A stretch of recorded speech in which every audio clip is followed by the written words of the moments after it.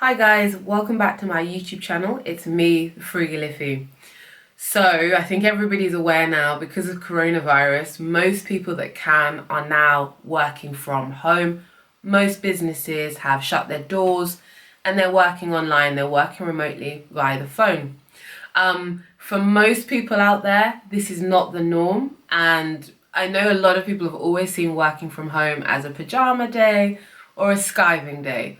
But for those of us, like myself, who's a sales professional and has worked from home for the past 10 years because I'm field based, you can see I'm in my office right now, I can tell you now that working from home can be very productive.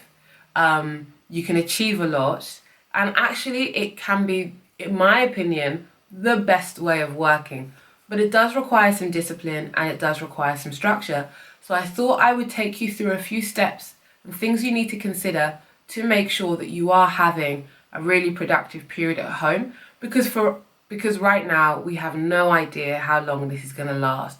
So come with me, hopefully you'll learn a lot, and hopefully this is going to make your days a lot easier, and maybe stop the snacking, because I know that's a thing that we all do when we're like, oh my god, I'm trapped, I'm working from home, need to eat some more. So hopefully this helps. Let's go. Okay, so the first thing to think about is the time you wake up in the morning and also the time you go to bed the night before. If you're working from home, there is no point, and it will not help you, staying up until 2, 3 a.m. watching YouTube videos and Netflix if you know you need to be available on the phone and sending emails at 9 a.m. Try and maintain a normal sleep routine. Go to bed at a reasonable time and wake up at a reasonable time. Because you won't be commuting, you may not have to get up at 5 or 6, but do try to get up at least an hour or so before you have to be at work, just to get through your morning routine. For you, that may be having a shower and getting dressed, it may be working out, it may be reading a book, having a coffee, catching up with personal things before you start work. I can tell you now, from the odd occasion where I do kind of wake up quite late, rolling out of bed and to work is very uncomfortable. You're very groggy. It's a slow start to the day, and you do have a feeling that you're being caught out and that somebody's going to hear that your voice hasn't quite cleared up or anything. So I definitely recommend, moving forward for the next few weeks or months, however long you're going to be working from home, keeping a good morning routine, getting up at a reasonable time, setting an alarm. Get yourself up at 7, 7:30, 8, maybe 6, depending on what you have to do. And if you're naturally an early riser, don't stay in bed until 5 to 9. It's not a good look, and it will not help you through your day. So that brings me on to getting dressed. Personally, I do get dressed. I have a shower and put on some clothes every single day. But that does not mean that I get dressed before I start work every single day. So with getting dressed, you have 3 options.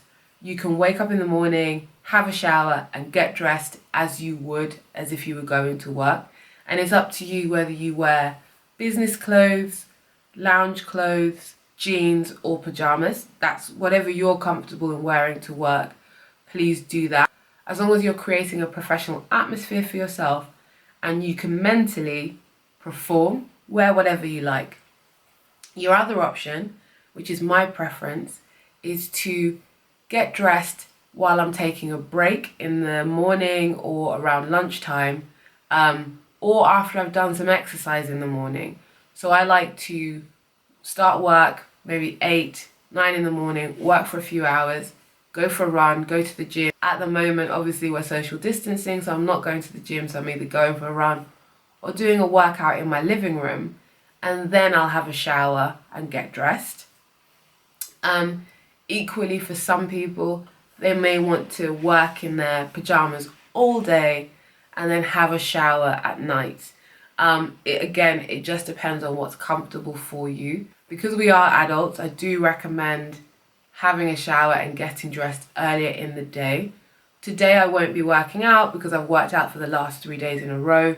So I got dressed first thing this morning. I'm making this video and then I'm going to start working. So it kind of It just depends on what you know you're going to be doing in the day, but definitely get dressed. It does help, especially for your mental health, your personal hygiene, feeling good about yourself, feeling like you still are part of society and an adult. I definitely recommend at some point in the day getting dressed and not just sitting and working in your sweat and your grime all day. So let's talk about your workspace.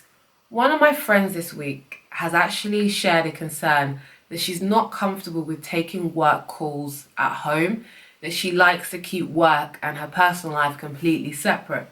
And my piece of advice back to her was to create a space in her house that was solely dedicated to work, that was completely separate from her sleeping space, so outside of her bedroom and away from her sofa, so that she can separate going to work from relaxing and being at home.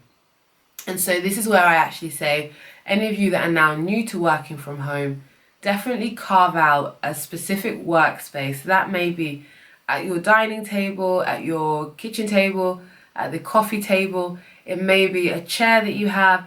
It may be one half of the sofa. But I definitely recommend having an area that you dedicate to working. This is where I go to work every day. And that should not be working from your bed. Now, I'm fortunate, I do own my own home. I do have a 2-bedroom flat, and this office that I'm in is actually my 2nd bedroom that I've converted into my office space. You can't see in front of me because of where I'm filming that I have a lot of my books, a lot of my materials, a lot of things that I actually use for work. So I have a fairly clutter-free desk, my laptop, my monitor, my notebook, my phone, things like that behind me. I try and keep it fairly clear. I'm not the tidiest, but right now it's fairly clear. But prior to owning my flat, I've lived at home with my parents and I've worked from their kitchen table, their dining table. I've worked all over my parents' home where I've not had a specific office to myself. And knowing that I've worked from my bedroom all the way through to the kitchen and the living room, I can tell you from experience that get out of bed. Don't drag your laptop into bed. Don't take calls from bed unless you are ill. And if you are ill, don't work. But just to create a professional atmosphere, pick a place in your home and work from there. It means that at whatever time you decide to stop work, whether that's 5, later, you can actually create some distance between your work and your personal life. You can close your laptop, you can put your phone down, you can leave them in that corner, and you can use your home for recreation and to relax. And that may create the barrier between work and your personal life. Definitely give it a try. I understand that you may be in a relatively small space right now, or you may not immediately see a natural workstation. It doesn't have to be a desk. It doesn't have to be a table. Just create a little section where that you know that you are still going to work. It just helps with the routine. I think the time we're in right now, structure and routine is what is minimizing the panic and keeping life relatively the same, relatively similar, and just making us feel like maybe everything is going to be okay. So I definitely recommend trying this out to get some routine into your life and some structure. Let me know how you get on with that. Okay, so on to the actual work, and let's talk about to-do lists. For some people, they're incredibly disciplined and they know exactly the work that needs to be done. They understand their deadlines, they're laser focused, and they just get on with the work with no distractions. And working from 9 to 5 or whatever your hours are is a doddle for them. They're on it. Or their inbox and their phone is so busy that, to be honest, they're just reacting to things constantly through the day. So they don't have to think about what it is they're going to achieve. It's just they're just constantly dealing with things anyway. People are giving them direction, and again, it's a breeze. For most people now who kind of have to own their own workload and they don't have their boss or their colleagues looking over their shoulder keeping them productive, now is the time that you may actually struggle to focus on the work that you have to do, cut out distractions, and actually achieve your and actually make your deadlines. So what I recommend doing, either first thing in the morning before you start work or last thing at night in preparation for the next day, is to make a to-do list of all the activities, all the work that you have to achieve, all the tasks that need to be completed by the end of the day. This is something I do. If I get my notebook out, I won't hold this too close to the camera, but I have 2 pages of to-do lists here, and they just keep me on track. I can set out everything that I need to finish that day, so whether that be quotes, emails, calls, conference calls, WebExes, reading articles, papers that I need to digest, presentations that I need to prepare, whatever it may be that I need to do, it kind of just keeps me on track. When I know I have a day where I can't quite focus, or I think I'm going to get distracted, or when I have a lot of work to do and I can't afford to drift between tasks, what I will do, just as an extra tip, and this really may help, is I'll put timestamps next to my to-do list. So I might say emails. I can check emails from 9 to 9:30, and that's my window for emails. I may say that I have a conference call between 10 and 11, and then from 11 till 12, I have to put this presentation together. From 12 to 1, I can say that I'm going to work out and have a shower and get dressed. From 1 till 2, I will, whatever my tasks are, and I can generally that way, with a timestamp, map out my day for the whole day. I know what I'm going to be doing. I don't have to wonder. I don't have to think I'm going to have gaps. And it just keeps me on track for the day. And also it keeps me at my desk. In that to-do list, you'll notice that I did say that I build in exercise. So if you know you need to take breaks, build in breaks into your to-do list. And that's useful to have a timestamp, because then you know that you have decided that is what you're going to do. So again, you don't have the feeling of being caught out. I always find as soon as I walk away from my desk to get a coffee or to take a break or grab some food, that's when I get that urgent email that needs a response in 30 seconds, or I get a call from my boss or colleagues. And as long as I know that I'd factored in that break and I wasn't skiving, I was legitimately going to do something I needed to do, I don't feel like I've been caught out, and that's absolutely fine. Okay, it's 5:30 and I'm back. I finished my work for the day, so we can continue. So we were just talking about breaks, and the thing I wanted to move on to now is exercise, because I alluded to it very briefly. Now, for your mental health, for your well-being, to calm yourself down and to keep yourself healthy, I would definitely build in exercise into your working from home routine. I personally like to either go for a run for half an hour, go to the gym for about half an hour, 45 minutes, or now, because we're socially distancing, and some people might be in isolation, I'm also doing YouTube workouts in my living room. Definitely find the time to take a break and do a workout over lunch, your 11 a.m. break, 4 p.m. break, whenever it may suit you. You may just decide you want to work out first thing in the morning or last thing at night, but definitely factor it in. It's just a really good practice. If you find that your concentration is slipping, go and work out, burn some energy, take a shower, come back and refocus. Obviously eat some food at some point in the day. Do have lunch, and don't work at your desk, just go and have some lunch. But yeah, I do definitely recommend doing some sort of exercise, and it may not be strenuous, it may be yoga.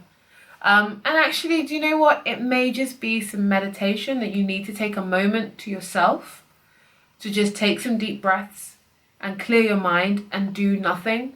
Maybe stretch at the same time. But I think if you are now moving from a really social office, a really social workspace, to working by yourself, and it's throwing you and you're climbing the walls, doing some exercise, taking some time away from your desk, burning some energy and getting a sweat on, going outside for a run if you can, even just a walk. Actually, if you have a garden, do a few laps in your garden, Or if you can find somewhere where you can go for a run where you're not around a lot of people, then definitely do it. Fresh air, open up the windows, open up the curtains, let in all the light, let in all of the air, and just kind of keep your surroundings and your environment clean, uncluttered, and just easy to navigate. I do think all of these things will help you put some structure together around working from home. Please let me know if there's anything that you think that I've missed. If you are a long time home working veteran like me, what do you do? And if you're new to it, what routines have you introduced? Now, I have to be completely honest with you. Working from home is not always going to be productive. You're not always going to be furiously typing away on calls for 7.5, 8, 10 hours. You might find that because you're not working with other people, that you are able to get through a lot more work in a shorter time. So you may find that you actually are finishing your work earlier in the day because we're cutting out the chats, because we're cutting out the extended breaks. You may just find that your work doesn't stretch from 9 to 5. And if that's the case in this situation, that's going to have to be fine. Use the time to educate yourself around your organization, find out about other departments, find out about other parts of the business. If you have skills that you want to learn, try and do that. Reach out to other colleagues. You may have other colleagues that are in the same boat as you that feel that they're not utilizing their time properly. Look for projects that you can put together. Look for ways that you can optimize what it is you're doing. Keep in touch with your colleagues. Definitely keep in touch with your colleagues. There's nothing wrong with scheduling team calls and one-to-one calls every day so you are touching base and you know that you're not alone. Working from home can be incredibly productive and it can be a lot of fun. Once you get used to it, you may not want to go back into working in an office environment, though you may not have a choice. Hopefully your job will take you back and the world will go back to normal and everybody will go back to work. But I hope that you do find this video useful. If you do, give me a thumbs up. And if you want more tips around working from home and how to cope in this period, please do subscribe. And I'll see you in my next video. Thanks. Bye.